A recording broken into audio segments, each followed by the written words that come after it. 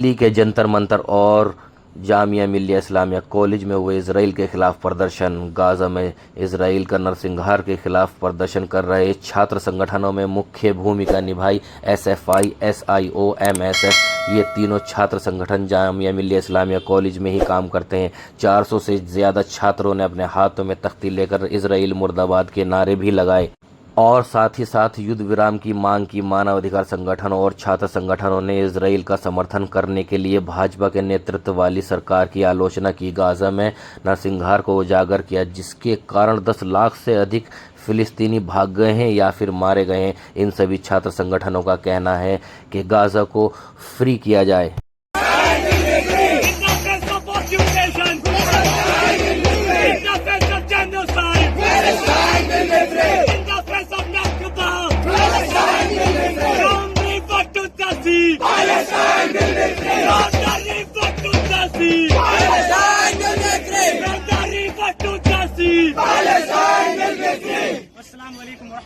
चाहते हैं कि हम लोग यहाँ पे आएँ, यहाँ पे हम लोगों की ना सिर्फ पैलेस्टीन के साथ सॉलिडारिटी पेश हो, बल्कि हम लोग यहाँ पे ऐसे पुख्ता सॉल्यूशंस देख सकें जिसकी वजह से हम पैलेस्टीनियों को मदद कर सकें, चाहे वो माल से हो, चाहे वो पॉलिटिकल प्रेशर से हो, चाहे वो बॉयकॉट से हो।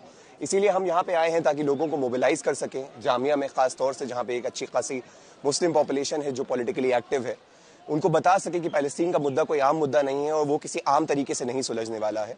तो यहाँ पे हम आए हैं ताकि प्रोटेस्ट हो, ताकि सोल्यूशंस निकले, ताकि प्रेशर बने और ताकि पॉलिटिकल मोटिव्स जितने भी हैं, चाहे वो स्टेट के हों, चाहे वो कॉर्पोरेट्स के हों जैसे अदानी के हों, उनको हम एक्सपोज कर सकें और उसके खिलाफ हम लोग एक्टिविज्म कर सकें। इंडिया ऑफ कोर्स प्रेशराइज कर सकता है इजराइल को, लेकिन मुझे ज़्यादा उम्मीद नहीं नज़र आती है इंडियन फॉरेन पॉलिसी से, क्योंकि इसका फॉरेन टू नेशन थ्योरी है। हालांकि इंडिया ने काफ़ी जगह पे सपोर्ट किया है पैलेस्टीन का और शुरुआत से ही इंडिया पैलेस्टीन लोगों के साथ रहा है, लेकिन इस हुकूमत के आने के बाद लगातार जो झुकाव है वो बदला है और इस वजह से मुझे अभी उम्मीद कम नज़र आती है, खासतौर से जियो पॉलिटिक्स के देखते हुए। ये बिल्कुल इंसानियत को दरकिनार करने के लिए है। बेसिकली ये ऑल आइज ऑन हिंदूज इन पाकिस्तान और यहाँ कश्मीरी पंडित, इस पे बिल्कुल फोकस नहीं करना है। सिर्फ बीइंग मुस्लिम्स जो राफा के लोग हैं उनके अगेंस्ट हेट्रेड फैलाने के लिए ये पॉइंट कहा गया है। हम खुद सपोर्ट करते हैं कि जहाँ भी जुल्म हो उसके खिलाफ आवाज़ उठाएं, उसके खिलाफ बोलते हैं। देखिए, जिस तरीके का राइट विंग है, चाहे वो इंडियन राइट विंग हो, चाहे वो इजरायली राइट विंग के टेलीग्राम चैनल्स हो, आप उसमें जिस तरीके के मीम्स देख रहे हैं वो आप किसी सेन ह्यूमन से, क्या आप ह्यूमन से ही एक्सपेक्ट नहीं करते हो।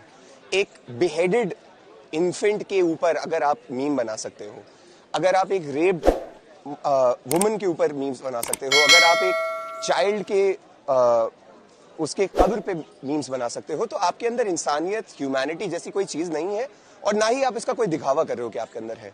हमें उन लोगों से ना कभी कोई उम्मीद थी ना है, बल्कि मुझे ये लगता है कि आज जब वो ये मीम्स बना रहे हैं तो ये हम लोगों के लिए आंखें खोलने का वक्त है, ये देखने के लिए कि ये मीम्स वही लोग बना रहे हैं जो शायद आपके पड़ोसी हो, जिन्होंने शायद आपके साथ स्कूल में खेला हो।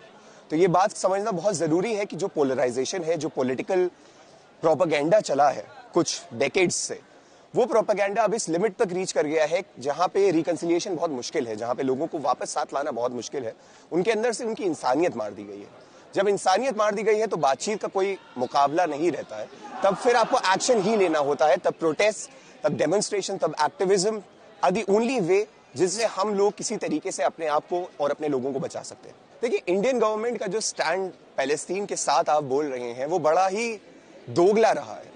आप इंडियन गवर्नमेंट का स्टैंड देखिए, हिस्टोरिकली ऑफ कोर्स वो लोग पैलेस्टीन के साथ थे, पैलेस्टीनियन लिबरेशन मूवमेंट के साथ भी थे इंदिरा के टाइम पे खास तौर पे, पर उसके बाद जिस तरीके का अब इंडियन गवर्नमेंट अपना स्टैंड दिखा रहा है, वो यूएन में जो लेस इंपॉर्टेंट वोट्स होते हैं उसमें पैलेस्टीन के साथ वोट करता है, बट जो ज्यादा इंपॉर्टेंट वोट्स होते हैं, जैसे यूएन के एक बहुत इंपॉर्टेंट वोटिंग में उन लोगों ने एब्सटेन करा, इंडिया ने एब्सटेन करा, जिसमें मुद्दा ये था कि क्या इजराइल को वेपन्स पे एम्बार्गो लगाना चाहिए, रोक लगानी चाहिए वेपन्स देने पे या नहीं। उस पे इंडिया ने एब्सटेन करा। क्यों करा?